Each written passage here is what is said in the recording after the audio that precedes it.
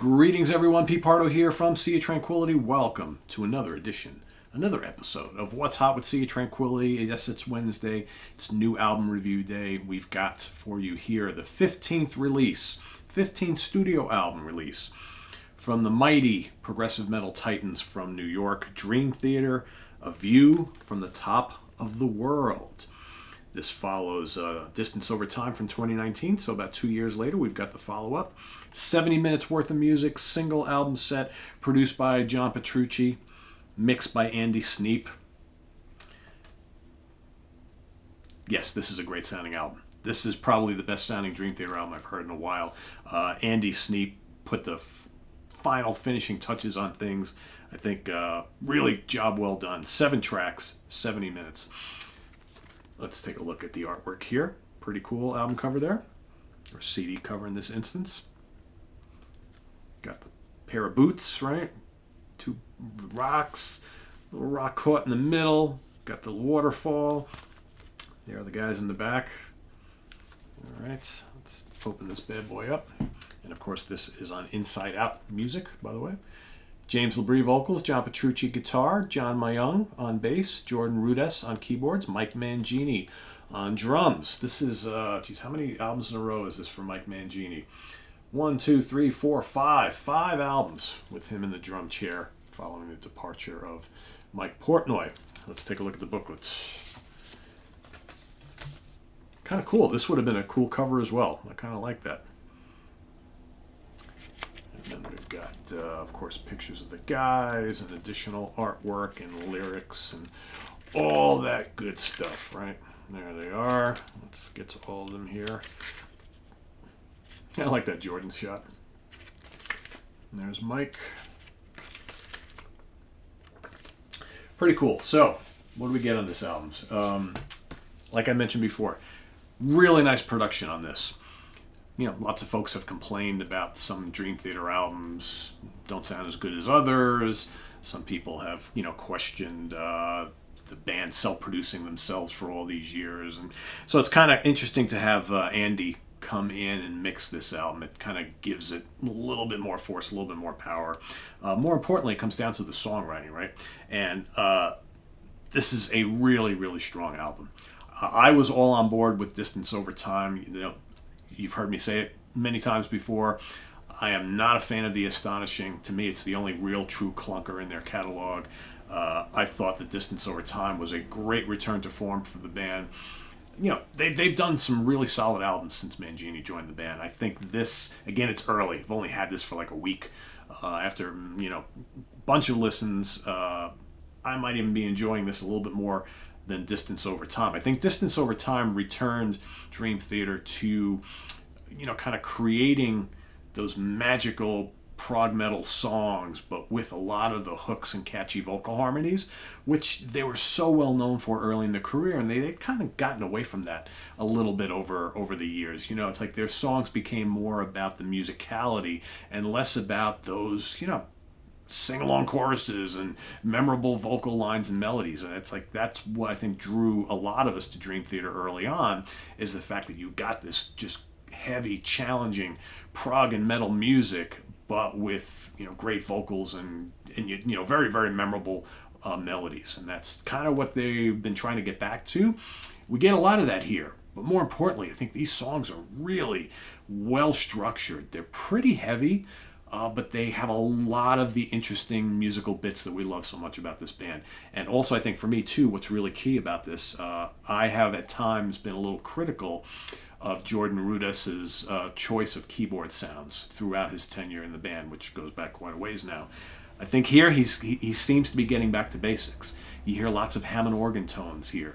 You hear lots of cool, almost like Moog synth tones. And I know he's not using any of these actual, keyboards. He's using what he uses to create these sounds. But to my ears, he's very pleasing on this album.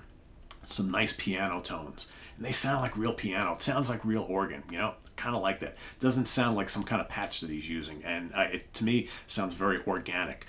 You've got, like I said, 7 tracks. You got The Alien, and most of them are fairly lengthy, all right, as most Dream Theater albums will give you. You got The Alien kicking it off at just under 10 minutes. Answering the Call, 7:35. Invisible Monster, which is the title track, is very applicable. It's a pretty monstrous tune. There's some really great riffing and soloing from Petrucci throughout. You can Mayung, again, there's two albums in a row now where you can hear John Mayung prominently in the mix. Sleeping Giant is tremendous. Again, I love the keyboard work from Rudess and those kind of Hammond tones. You got this nice middle section in that song, and then a really, really pummeling finale that's really big and symphonic. There's lots of good, catchy symphonic and orchestral keyboard work going on here, which I think really brightens up the album. Transcending Time, another really strong track. You've got Awaken the Master, which is just under 10 minutes long. Transcending Time is 6 and change. Sleeping Giant is just over 10. Awaken the Master, excellent. Great guitar soloing. Labrie sounds really good on this album. Like I said, there's some really good choruses that are very memorable. That's key for me. Got to have those memorable, catchy choruses. Got to have the heavy riffing. You got to have the blazing guitar and keyboard solos. And then, of course, the dynamic rhythms. And Mangini sounds incredible on this album. Good technical drum work, but it all makes sense. Him and Mayung are locked in.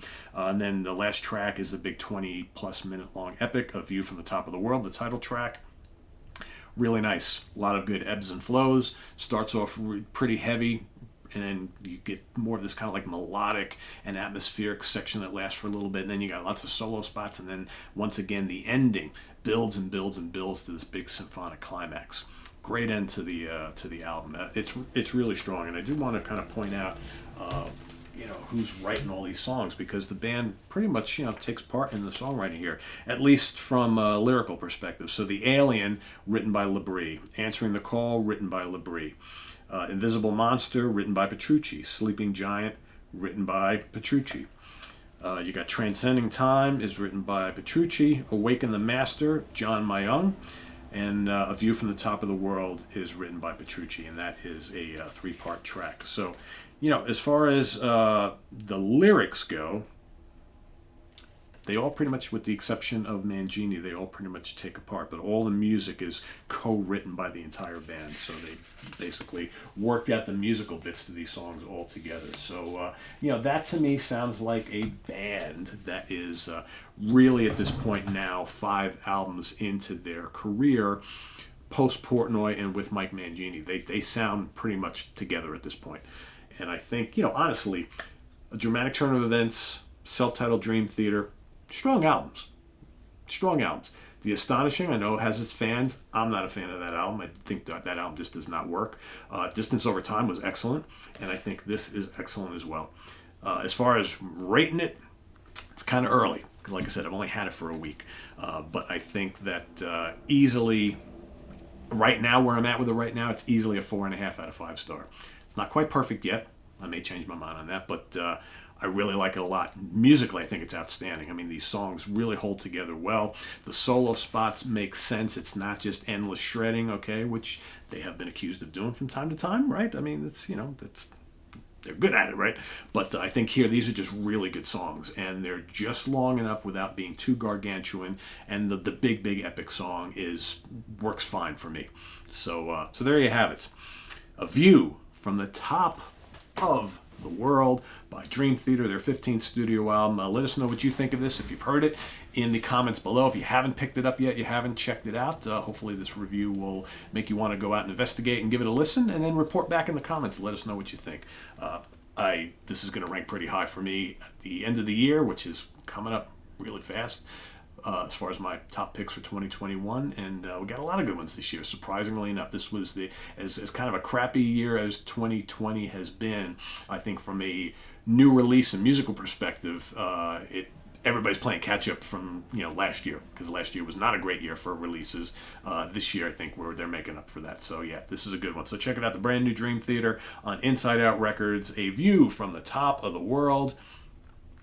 Visit us on the web at www.seatranquility.org. We're on Facebook, we're on Twitter. Of course, we're here on YouTube all the damn time. So coming up, like I mentioned in previous episodes, there's a lot of new releases that I'm trying to kind of soak in and digest. So we should hopefully hopefully next week have a review of the new Yes for You, the new Santana, the new Between the Buried and Me. I've got other stuff, new Glass Hammer, new Tremonti. I mean, there's so much new stuff. What else we got? What else we have here? Lords of Black is in. There's so much new stuff. It's crazy. Just trying to keep up with everything. The new, all sorts of stuff. So we'll get to it when we get to it. Got the new Doobie Brothers coming in as well. So hopefully get to that in a couple weeks. So yeah. But for now, it's all about Dream Theater. So thanks for watching. Make sure you subscribe if you haven't already. Click on that notification bell so you get alerted of all of our content as it happens, as it's posting on the YouTube channel. We've got the link to our Ko-Fi page below for channel donations, as well as the link to our merch site with all sorts of great Sea of Tranquility stuff that you can check out and wear and, show off to spread the word of what we do here on the channel. And don't forget seatranquility.org, our webzine that is celebrating 20 years this year. So thanks for watching. I am Pete Pardo. We'll see you real soon. Take care. Bye-bye.